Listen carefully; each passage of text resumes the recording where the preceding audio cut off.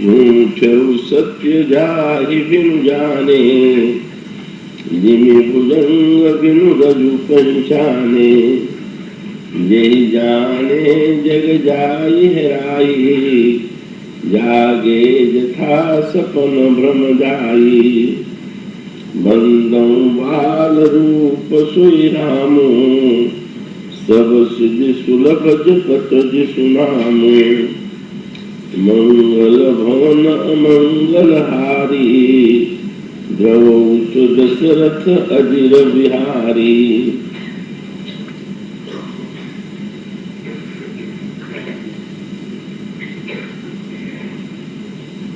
श्री राम कथा रस के पिपासु महानुभाव, भक्तिमती देवियों, आइए कैलाश शिखर पर भगवान शंकर कथा प्रारंभ करने के पहले जिस ध्यान मुद्रा में विराजमान है और कथा प्रारंभ करते हुए वे जिन शब्दों में, जिन पंक्तियों में भगवान श्री राम की वंदना करते हैं, उसका रहस्य हृदयंगम करने की चेष्टा करें। कैलाश के सर्वोच्च शिखर पर वट वृक्ष की छाया में बागंबर बिछा करके भगवान शिव आसीन है। उस वृक्ष को देख करके उन्हें विशेष आनंद की अनुभूति हुई और जब भगवती पार्वती ने ऐसे विलक्षण वातावरण में भगवान के संबंध में जिज्ञासा प्रकट की तो सबसे पहले भगवान शंकर नेत्र मूट करके ध्यान में डूब गए। 2 दंड तक वे ध्यान में डूबे रहे और इसके पश्चात उन्होंने प्रयास पूर्वक मन को बाहर निकाला और तब उन्होंने वंदना के शब्दों का श्री गणेश किया। उन्होंने कहा, जिस श्री राम को जाने बिना ये असत्य होते हुए भी, मिथ्या होते हुए भी जो विश्व सत्य जैसा प्रतीत होता है और जिसे जान लेने पर वह इसी तरह से खो जाता है जैसे सर्प में, रस्सी में दिखाई देने वाला सर्प प्रकाश के होते ही लुप्त हो जाता है। ऐसे जो श्री राम है, जो मंगल के भवन हैं, अमंगल के हारी हैं, वे दशरथ के आंगन में खेलने वाले, दशरथ के प्रांगण में क्रीड़ा करने वाले श्री राम द्रवित हो, उनकी करुणा संसार के जीवों को प्राप्त हो, मुझे प्राप्त हो। तो जैसा कल आपके समक्ष संकेत दिया जा रहा था, ध्यान के 2 पक्ष हैं, 2 प्रसंग हैं। एक ध्यान है लंका में और एक ध्यान है कैलाश पर्वत। पर दोनों प्रसंगों में ध्यान के लिए अलग अलग शब्दों का प्रयोग किया गया है। लंका में जो जनक नंदिनी सीता ध्यान कर रही है, उस ध्यान का वर्णन कपाट के रूप में किया गया और कैलाश पर्वत पर भगवान शंकर जब ध्यान करते हैं तो उस समय उनका वर्णन रस के रूप में किया गया, मगन ध्यान रस। तो ये जो ध्यान है, कई इस ध्यान के दोनों ही पक्ष, एक दृष्टि से देखें तो ध्यान रस है और दूसरी दृष्टि से देखें तो ध्यान कपाट है। लंका में कपाट की आवश्यकता है और यहाँ कैलाश पर्वत पर रस की अपेक्षा है। यही ध्यान के दोनों ही रूप। कपाट कहने का तात्पर्य क्या है? जब व्यक्ति घर बनाता है, मकान का निर्माण कराता है, और यदि उसमें बहुत विशाल भवन होते हुए भी किवाड़ न हो, कपाट न हो, तो घर सुरक्षित नहीं रहे। और यदि कपाट लगा हुआ है तो व्यक्ति उस कपाट के द्वारा उस घर में रहता ही नहीं, अपितु निश्चिंतता की अनुभूति करता है, क्योंकि आवश्यक होने पर वो भीतर से भी किवाड़ बंद कर लेता है, आवश्यक होने पर वो किवाड़ को बाहर से भी बंद कर सकता है। तो लंका का जो वातावरण है, उस वातावरण में कपाट की आवश्यकता है।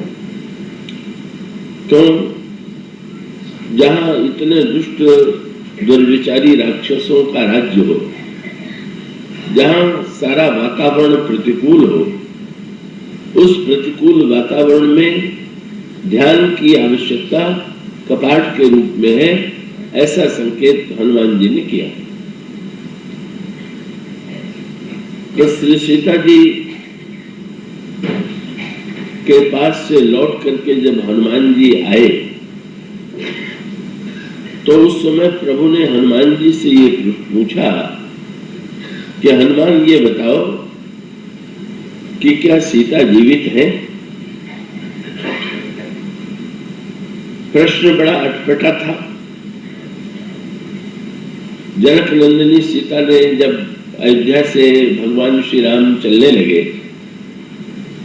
और श्री सीता जी को उन्होंने रुकने के लिए कहा, तो उस समय श्री सीता जी ने ये कहा कि मैं तो आपके साथ चलूंगी ही। अब ये हो सकता है कि यदि आप मुझे ले जाएंगे तो शरीर और प्राण दोनों आपके साथ जाएगा, और यदि आप नहीं कर देंगे तो शरीर भले ही अयोध्या में रह जाए तो प्राण तो आपके साथ जाएगा। कि तनु प्राण की केवल प्राणा, या तो शरीर और प्राण दोनों, या केवल प्राण जाएगा। तो प्रभु ने जो प्रश्न किया, उस प्रश्न में मानो ध्वनि ये है कि लंका में जनक नंदिनी सीता 10 महीने से रह रही हैं, और 10 महीने से रहते हुए भी यदि श्री सीता जी जीवित हैं, तो उस जीवित रहने का की क्या विधा, किस पद्धति से वे जीवित हैं, ये भगवान श्री राम के प्रश्न की, इस प्रश्न में ये संकेत नहीं। श्री हनुमान जी ने जो उत्तर दिया वो बड़ा सार्थक है। इसका अभिप्राय ये है, मैं फिर कहूंगा कि आप बहुत एकाग्रता से सुनेंगे, कि एक ओर जब आप पूजा के कमरे में होते हैं या सत्संग में होते हैं, तो उस समय आपको अनुकूलता के वातावरण की अनुभूति होती है। पर जब आप निवृत्ति के स्थान पर, क्योंकि पूजा के कमरे में या कथा में या सत्संग में जब आप जाते हैं, तो आप सारे व्यवहार को छोड़ करके तब आते हैं, और व्यवहार को छोड़ करके जब आप रस लेने बैठते हैं, आप इस समय जिस स्थिति में हैं वो रस की स्थिति है। इसका अभिप्राय यह है कि आप अपने घरों का कामकाज छोड़ करके, व्यवहार और प्रपंच को छोड़ करके यहाँ आए हुए हैं, और यहाँ आकर के आप कथा रस का पान कर रहे हैं। किंतु कथा रस का पान तो घंटे 1.5 घंटे के लिए ही होगा, और उस कथा रस के पान के बाद जब आप यहाँ से निकल करके व्यवहार में जाएंगे, तो व्यवहार की प्रवृत्तियां तो यहाँ के वातावरण से बिल्कुल भिन्न होंगी। तो ऐसी स्थिति में जब हम व्यवहार में जाएं, प्रवृत्ति में जाएं, तब हम क्या करें? या तो व्यक्ति व्यवहार और प्रवृत्ति में जाए ही नहीं। ये जो देह त्यागी सन्यासी हैं या महात्मा हैं, जिन्होंने सब कुछ छोड़ दिया है, कब उन्होंने मानो प्रपंच का परित्याग करके वो अंतर रस का पान कर रहे हैं। पर ये आवश्यक नहीं है कि जिन्होंने व्यवहार, बाह्य व्यवहार का परित्याग कर दिया हो, वो दिव्य रस का पान ही कर रहे हो। कभी कभी त्याग के बाद भी प्रपंच और प्रवृत्ति जीवन में ऐसी अधिकार कर लेती है कि व्यक्ति वहां पर भी सच्ची रसानुभूति प्राप्त नहीं कर पाता है। तो ऐसी स्थिति में प्रपंच में, व्यवहार में तो आना ही पड़ेगा। तो एक पक्ष तो यह है कि भाई दोहरा जीवन जिए, का हम कथा में, सत्संग में, मंदिर में जाकर के एक प्रकार का जीवन व्यतीत करें और हमारा आचरण व्यवहार में का उससे सर्वथा भिन्न हो। तो जब दो प्रकार का जीवन हम जीते हैं तो हमारे जीवन की विडंबना ये है कि जैसे हमारे दो पैरों में रस्सी बांध दी जाए और दो पैरों में रस्सी बांध करके अलग अलग दिशाओं में रस्सी के द्वारा खींचा जाए और व्यक्ति न तो आगे बढ़ सके और न तो पीछे की ओर लौट सके, इस प्रकार का अंतर्द्वंद अधिकांश लोगों के जीवन में बना रहता है। किंतु क्या उपाय है, किस पद्धति के द्वारा हम प्रवृत्ति में जाएं और प्रवृत्ति में जाने के पश्चात भी काम प्रवृत्ति की बुराइयों से बच सके? ये प्रश्न व्यक्ति के सामने और उसके दो उत्तर आपको मिलेंगे। एक तो जनकपुर के प्रसंग में, दूसरे लंका के प्रसंग में। जनकपुर के प्रसंग में तो ये वर्णन आता है कि श्री सीता जी भगवान राम का सौंदर्य देखती हैं और उस सौंदर्य रस का पान करते हुए वो दिव्य आनंद में डूब जाती है।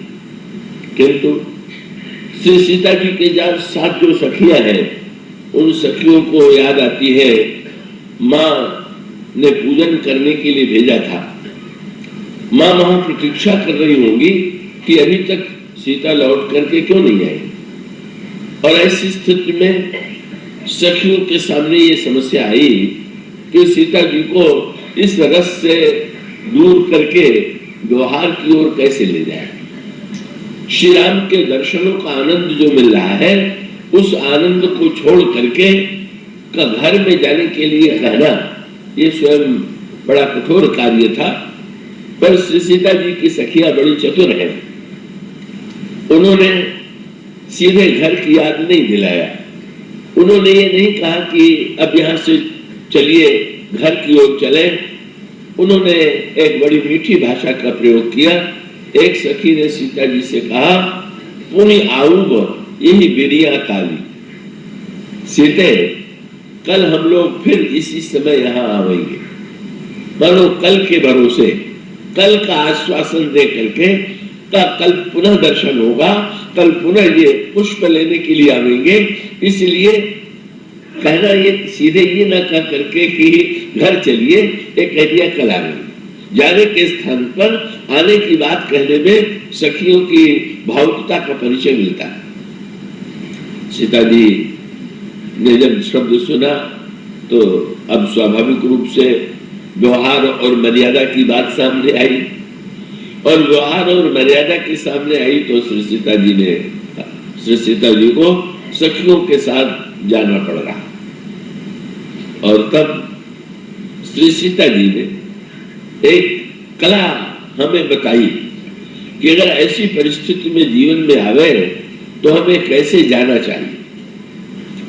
तो वहां पर गोस्वामी जी ने कहा कि श्री सीता जी जा तो रही हैं घर की ओर, पर घर की ओर जाते हुए भी लौट लौट करके पीछे की ओर देख रही, और पीछे जब देखती हैं तो सखियों का अभिप्राय यह है कि यदि आगे चलना हो तो दृष्टि आगे की ओर रहना चाहिए, पर चले घर की ओर और दृष्टि पीछे की ओर रहे तो उसका सांकेतिक अभिप्राय क्या? ये जो शरीर है ये है कर्मेंद्रिय, और नेत्र जो है वह है ज्ञानेंद्रिय। और उसका अभिप्राय ये है कि भले ही हमें संसार की ओर जाना पड़े, घर की ओर जाना पड़े, पर हमारी दृष्टि जो है वो सर्वदा ईश्वर में ही जुड़ी रहे, हम ईश्वर की ओर ही देखते रहे। अगर इस कला को हम समझ लें कि हमारी दृष्टि संसार में उलझ न जाए, हमारी दृष्टि तो ईश्वर से जुड़ी रहे, और ईश्वर से जुड़ी दृष्टि लेकर के हम कर्मेंद्रिय के रूप में अपना पैर घर की ओर लेकर के चले, ये दोनों का सामंजस्य है, दोनों। और इसी को कहते हैं कि जब श्री सीता जी पीछे की ओर देखती है तो चरण जा रहा है आगे की ओर, पर भगवान राम के सामने वे सन्मुख है, उनकी दृष्टि सन्मुख है। पर सखियां जब पूछती हैं कि आप क्या देख रही हैं, तो श्री सीता जी ने बड़ी मीठी बात कही। उस वाटिका में पक्षी हैं, मृग हैं, वृक्ष हैं, और श्री सीता जी सखियों से कहती हैं लौट करके तुम भी तो देखो। क्या? देखन मिस मृग बिहन तन फिरई बहोरी बहोरी। पक्षी, मृग और वृक्षों के बहाने से वे श्री राम को देख रहे, और जब श्री राम का चरण देखना होता है तो सखियों से कहती है देखो देखो इस मृग का चरण कितना सुंदर है। तब जिस समय उनके शरीर की ओर देखना होता है कहती है देखो ये वृक्ष कितना सुंदर है, और जब उनकी आंखों की ओर या मुख की ओर देखना होता है तो कहती है ये पक्षी कितना सुंदर है। और उसका अभिप्राय क्या हुआ कि भाई संसार में भी, पशु में भी, पक्षी में भी, मृग में भी उनको, उनके पास वो दृष्टि है कि वे भगवान के सौंदर्य को उन वस्तुओं में भी देख लेती हैं या उनके बहाने भगवान को देखती हैं। और इस तरह से श्री सीता जी ने एक सामंजस्य हमारे समक्ष प्रस्तुत किया, एक कला बताई कि अगर हमें निश्चित रूप से कपुस वाटिका से निकल करके, पूजा और कथा और सत्संग से निकल करके कर्म की दिशा में जाना है, पर हमें दृष्टि भगवान की ओर ही रखनी।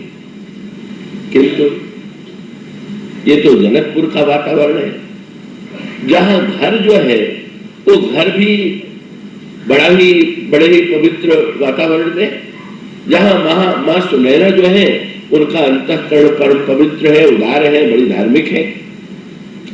तो जनकपुर में लौट करके जाने में भी समस्या नहीं है, क्योंकि वहां पर सारा वातावरण अनुकूल है।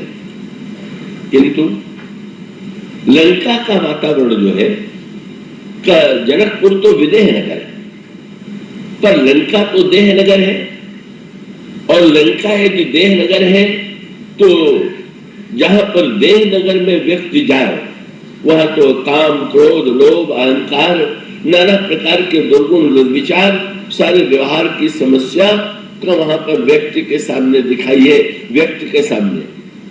और ऐसे प्रतिकूल वातावरण में लंका में रावण श्री सीता जी को ले आया हुआ है, और श्री सीता जी को उसने अशोक वृक्ष के नीचे बैठा दिया। ऐसे प्रतिकूल वातावरण में श्री सीता जी अपने प्राणों की रक्षा कैसे कर रही हैं? भगवान श्री राम ने हनुमान जी से ये प्रश्न किया, और उस समय हनुमान जी ने जो उत्तर दिया वो उत्तर बड़े महत्व का है। हनुमान जी ने कहा कि प्रभु, तो जैसे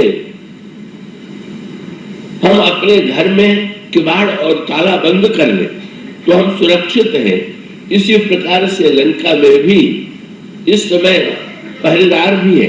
सीता जी के पास पहरेदार भी है, सीता जी के पास, सीता जी ने किवाड़ भी बंद रखा है, सीता जी ने ताले भी लगा रखे हैं, और इन्हीं तीनों के बीच में श्री सीता जी के प्राण जो है वो सुरक्षित। आप लोगों में जो रामायण पढ़ते होंगे, आप उस दोहे को आपने पढ़ा होगा जिसमें हनुमान जी कहते हैं नाम पाहरू ब्रह्म। लंका में श्री सीता जी भले ही बैठी हुई, पर वहां पर पहरा पड़ रहा, और पहरा काहे का है? बोले ये रा और म जो दो अक्षर है, जैसे दो पहरेदार रख लिए जाए सुरक्षा के लिए, इसी प्रकार से का वो निरंतर लंका में रहते हुए आपके नाम का जप कर रहे हैं। और ये एक सूत्र मिला, और वो सूत्र ये है कि भाई हम व्यवहार में भले ही प्रतिकूल वातावरण में हो, लेकिन हम अपनी जिह्वा से, अपने मन में भगवान का नाम लेने के लिए तो स्वतंत्र है। इसलिए हमारा कर्तव्य है कि जब प्रतिकूल वातावरण हो तो ये राम शब्द जो है, चाहे जीभ से बोल करके और चाहे मन ही मन उच्चारण करें, अगर ये राम नाम व्यक्ति निरंतर लेता रहे तो मानो उसने अपने लिए पहरेदार पा लिए। हनुमान जी ने बड़ी मीठी बात भी कही। प्रभु ने पूछा सीता जी के प्राण कैसे? तो हनुमान जी ने कहा कि प्रभु, अगर किसी के घर में पहरेदार हो और पहरेदार होते हुए चोरी हो जाए तो सबसे पहले दंड किसको मिलेगा? पहरेदार को। उसी को छुट्टी दी जाएगी। तुम्हारे रहने से लाभ क्या है जब तुम हो और चोरी हो गई?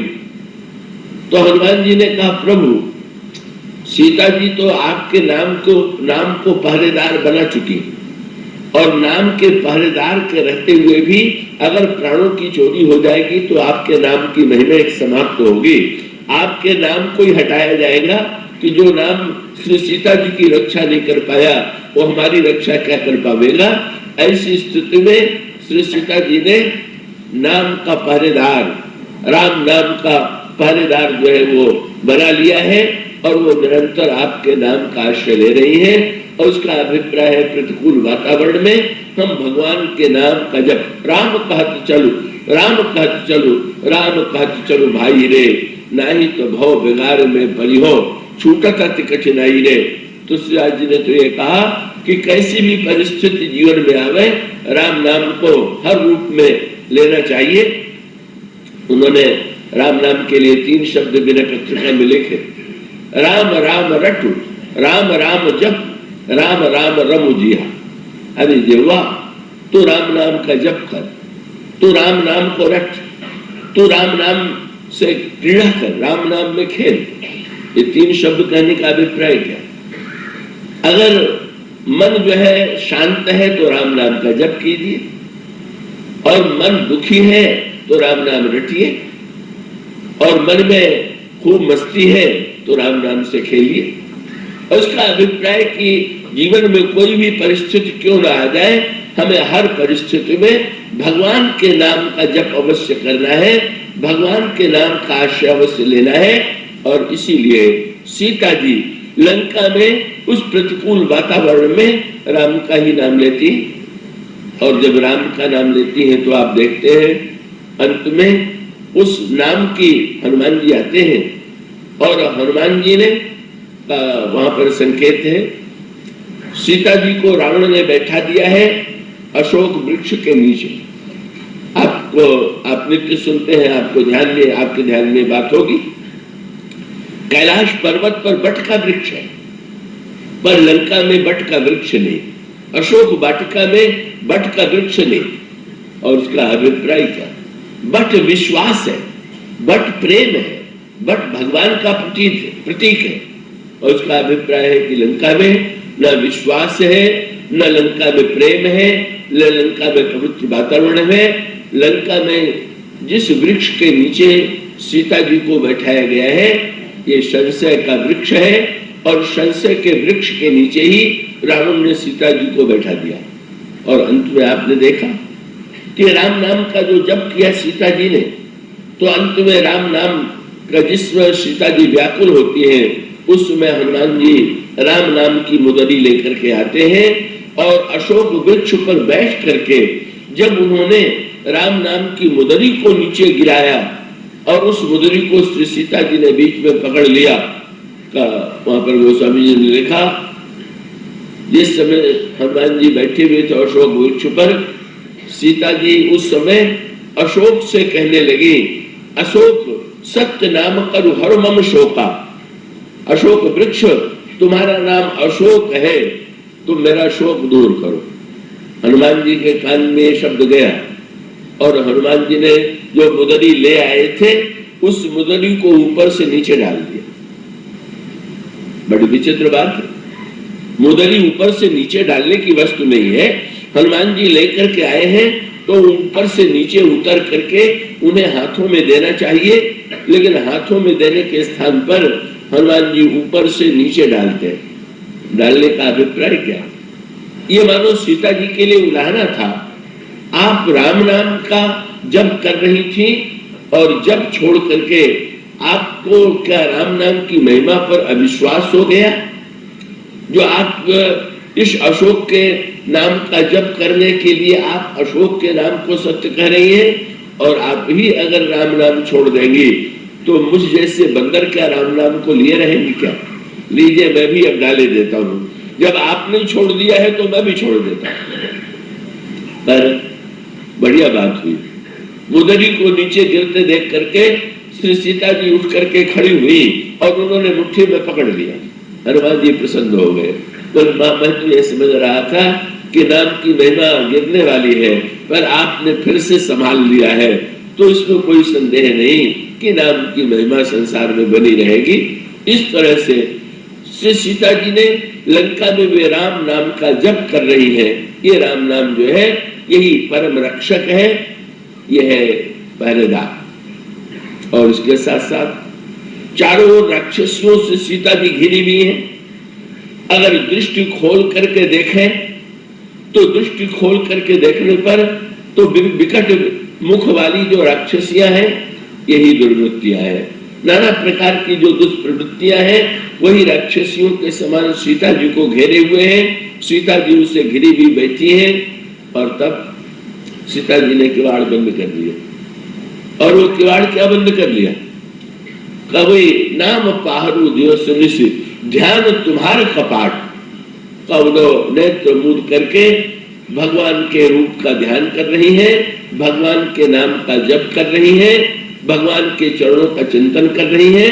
और हनुमान जी प्रभु से पूछते हैं कि जहां पर ऐसा वातावरण हो, नाम पाहरू दिवस निशि ध्यान तुम्हारा कपाट, लोचन निज पद जंत्रित तो प्राण जाहि के बाट। प्रभु जहां पर ऐसा वातावरण है, न तो किवाड़ हो गया तो दोनों लाभ हो गया।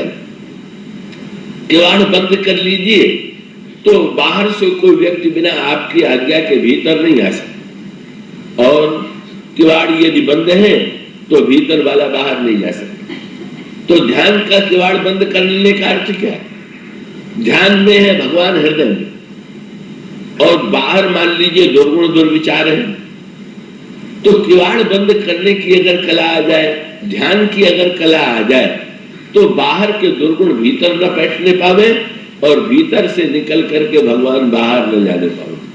बस यही ध्यान का उद्देश्य है। और यही प्रतिकूल वातावरण में हम भगवान को अनुभव करें कि बाहर चाहे जैसा भी वातावरण क्यों न हो, चाहे जितनी प्रतिकूलता क्यों न हो, किंतु हमारे अंतर हृदय में तो प्रभु विद्यमान है, हमारा भगवान का नाम हमारे साथ विद्यमान है। अगर ऐसी परिस्थिति में नाम जप करते हुए व्यक्ति ध्यान करे तो प्रतिकूल परिस्थितियों में भी व्यक्ति की रक्षा हो सकती है। एक ध्यान का संकेत लंका में। पर इस प्रसंग में जो ध्यान का प्रसंग है, यहाँ तो बाहर और भीतर दोनों ही वातावरण में एक रूपता। और भगवान शंकर, जैसा कि जो प्रसंग आपके सामने चल रहा था, भगवान शंकर जब दृष्टि मूंदते हैं तो भगवान का रूप दिखाई देता है, भगवान का शील और गुण दिखाई देता है। और भगवान शंकर जब नेत्र खोल करके देखते हैं तो नेत्र खोल करके देखने पर भी शीतल बट वृक्ष की छाया सिर के ऊपर है, और बट वृक्ष की छाया में बैठे हुए शंकर जी जब ठंडी ठंडी हवा धीरे धीरे बहती है, सुगंधित हवा बहती है, तो शंकर जी को भगवान के गुणों की याद आती है। ध्यान करने का अर्थ है, बस इसका अभिप्राय ये हुआ कि आप जिसका निरंतर ध्यान करेंगे, चिंतन करेंगे, अंतःकरण की स्थिति जो है का उसी प्रकार की बन जाएगी। का एक तो यह है कि ऐसे कहा जाए कि भाई ऐसा करना चाहिए, ऐसा करना चाहिए, ऐसा करना चाहिए। और दूसरा ये है कि नेत्र मूंद करके नित्य जो है भगवान के रूप का, भगवान के शील का, भगवान के गुणों का, भगवान के चरित्र का हम ध्यान करें। तो ध्यान करेंगे तो अगर ध्यान तो तभी होगा जब मन एकाग्र होगा, और मन को पूरी तरह से भगवान के रूपशील गुण में यदि लगा देंगे तो भगवान का जो रूप है, भगवान का जो शील है, जो स्वभाव और वो गुण है, वो हमारे आपके जीवन में आवेगा।